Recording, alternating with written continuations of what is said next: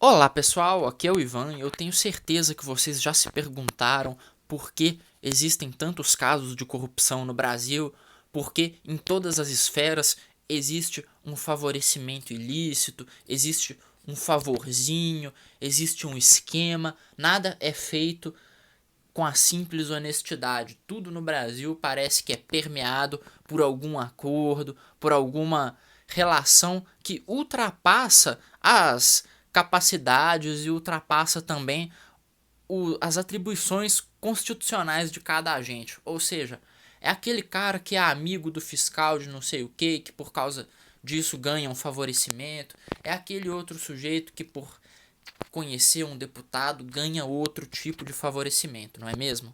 Bom, existem várias razões para isso acontecer e eu vou tentar falar sobre uma delas nesse vídeo aqui, porque se eu tentasse falar de todas, iam se passar mais de 5 horas e eu não ia terminar.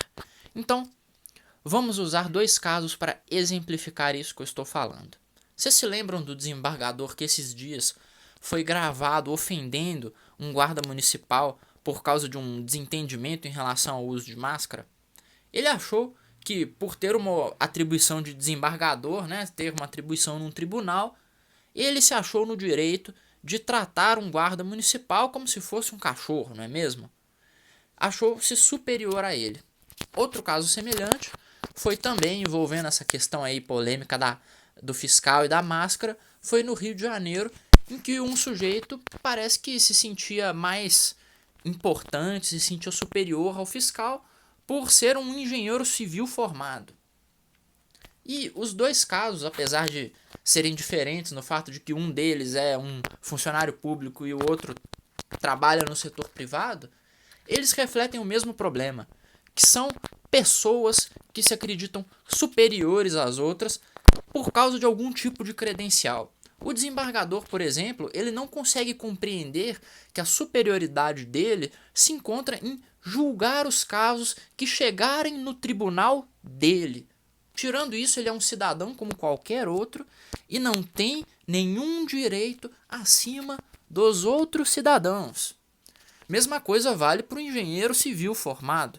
Ele pode ser alguma autoridade dentro da obra, lá fazendo a ponte, levantando um prédio, colocando uma viga lá direitinho. Tudo bem, eu concordo com a autoridade dele nesse ponto. Mas isso não o torna superior a ninguém. Não o torna superior a um fiscal, não o torna superior a um desembargador e nem o torna superior a um vagabundo desempregado. Realmente, ele tem o mesmo status civil de todas as outras pessoas, ou pelo menos é assim que deveria ser, não é mesmo? É assim que nós estabelecemos que uma sociedade saudável funciona. Todos são iguais perante a lei, sem favorecimentos, sem maneiras específicas da lei funcionar e das autoridades funcionarem para uns e para outros. Infelizmente não é isso que se vê no Brasil. O que se vê é muito diferente. Por exemplo, o desembargador pensa que é um semideus porque passou numa prova do governo. E isso, inclusive, é uma coisa muito comum na esfera do funcionalismo público. Aqui em Minas mesmo. Eu moro aqui, eu vejo funcionários públicos protestando pelo seu direito adquirido de aposentar aos 50 anos com aposentadoria integral, ao custo do dinheiro do pagador de imposto. E por que eles acreditam que tem esse direito? Por que eles acreditam que eles têm realmente um direito superior aos demais cidadãos? Muito simples, porque passaram em uma prova do governo e por isso acreditam ser superiores aos outros. Sabe onde isso acontecia muito? Na China antiga, na época dos mandarins, em que as pessoas não eram vistas como iguais, não havia essa história de isonomia, mas sim haviam aqueles que eram funcionários públicos, que passavam num concurso e por isso se tornavam superiores, se tornavam semideuses. Mesma coisa acontecia na Idade Média, que você tinha a nobreza. Essa não era por concurso, essa era por nascimento. Mas era a mesma coisa. É a mesma lógica de que um cidadão é superior ao outro, ou de certa forma que alguns são cidadãos e os outros não são, pelo simples fato dessa pessoa ter uma relação com o poder diferente. Isso vai totalmente contra a ideia de democracia, vai totalmente contra aqueles preceitos que defendemos, que pelo menos as pessoas sensatas defendem, de que todos devem ser tratados de maneira igual pelo Estado e que o Estado não deve ter poder para favorecer uns em detrimento de outros.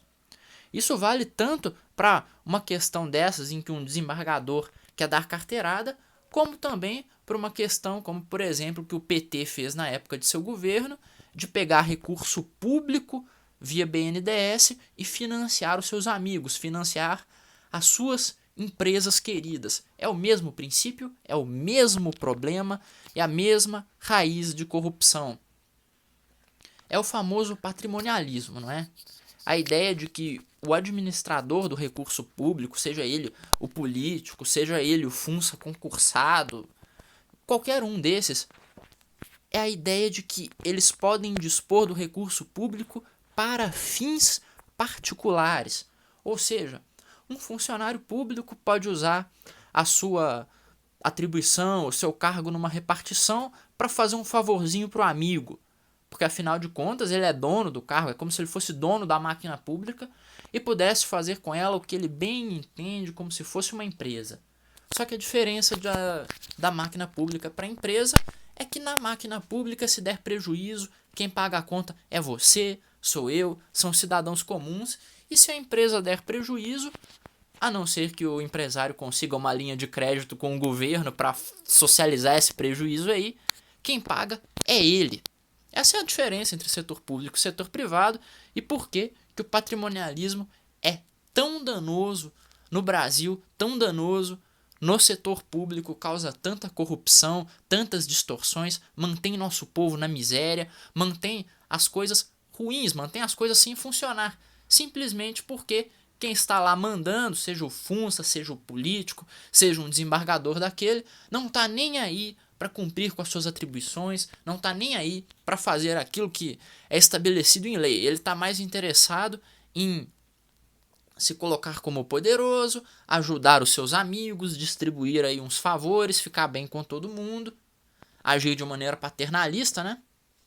Mas em relação a realmente cumprir aquilo que deve ser cumprido, falta muito, mas falta muito para atingirmos aquilo que é realmente necessário. Ou seja, atingirmos um patamar em que as instituições funcionem para aquilo que elas foram desenhadas, para aquilo que é estabelecido em lei, e não para favorecer um amigo do político ou do funcionário público. Espero que o vídeo tenha sido esclarecedor, meus amigos. Não deixem de se inscrever no canal e clicar no sininho. Eu peço para que vocês se inscrevam por causa do seguinte: com 1000 inscritos eu vou começar a fazer vídeos ao vivo. Quer dizer, vão ter convidados aqui, entende? Vão ter pessoas legais aqui, trocando ideias, fazendo debates. Então, por favor, se inscreva e convide os seus amigos. Até a próxima.